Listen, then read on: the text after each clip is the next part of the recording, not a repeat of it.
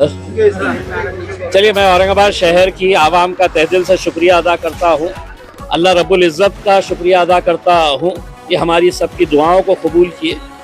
हम हमारे पार्टी के सदर जनाब बैरिस्टर असदुद्दीन अवैसी साहब, अकबरुद्दीन अवैसी साहब, मजलिस के तमाम जिम्मेदारान और इस शहर की वो आवाम जिसने पिछले 10-12 सालों से मजलिस का भरपूर साथ दिया है, और उन्हीं की दुआओं, उन्हीं की ताकतों की वजह से आज अल्हम्दुलिल्लाह यहाँ पर हम 30 से ज़्यादा सीटें हासिल कर चुके हैं।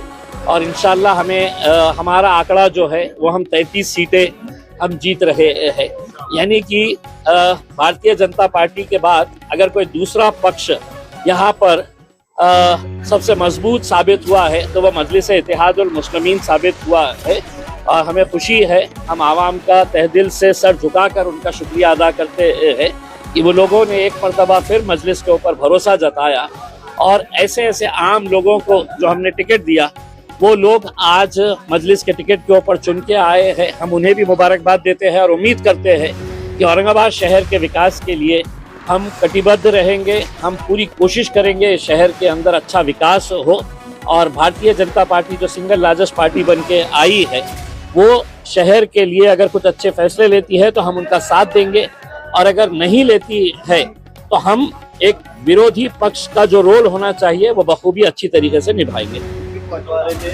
नेताओं ने अपने बच्चों को दिया, सब दिया। गुलमंडी जैसे इलाके में देखिए, एक बहुत बड़ा तमाचा ये कह लीजिएगा जूता मारी है उन तमाम सियासी पार्टियों को जिन्होंने अपने रिश्तेदारों को, अपने घर वालों को टिकट दिया।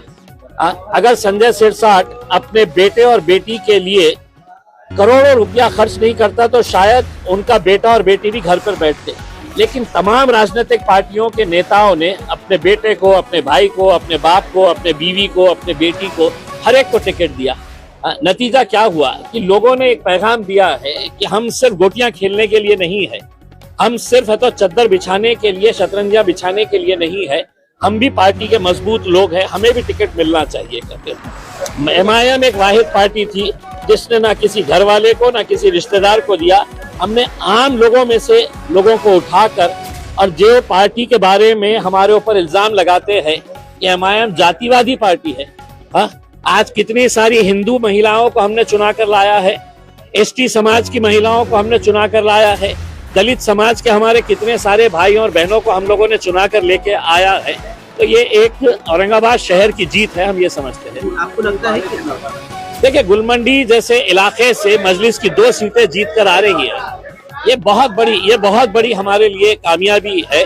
हम एक इलाके के तौर के ऊपर नहीं देख रहे हैं, हम ये शहर के अंदर अपना जाल कैसे फैलाए हैं, लोग क्यों हमारा साथ दे रहे हैं, क्योंकि लोगों को अब यकीन आया है कि हमको ये सेना पे भरोसा नहीं है, हमको ये पार्टी के ऊपर नहीं है। कांग्रेस NCP तो बिल्कुल खत्म कर दिए है उसमें। तो मजलिस के साथ अपने काम की बुनियाद के ऊपर और लोगों के यकीन के ऊपर हम खड़े उतरते हैं, इस वजह से साथ दी। इसी तरह मालेगांव में भी सिंगल लार्जेस्ट पार्टी स्थापित हुई है।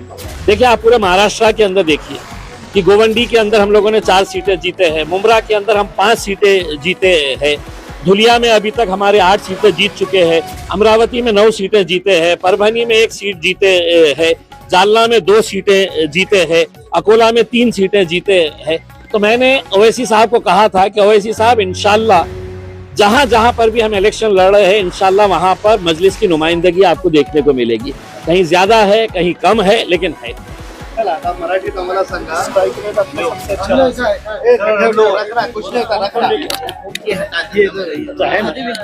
ये नहीं हटा दो।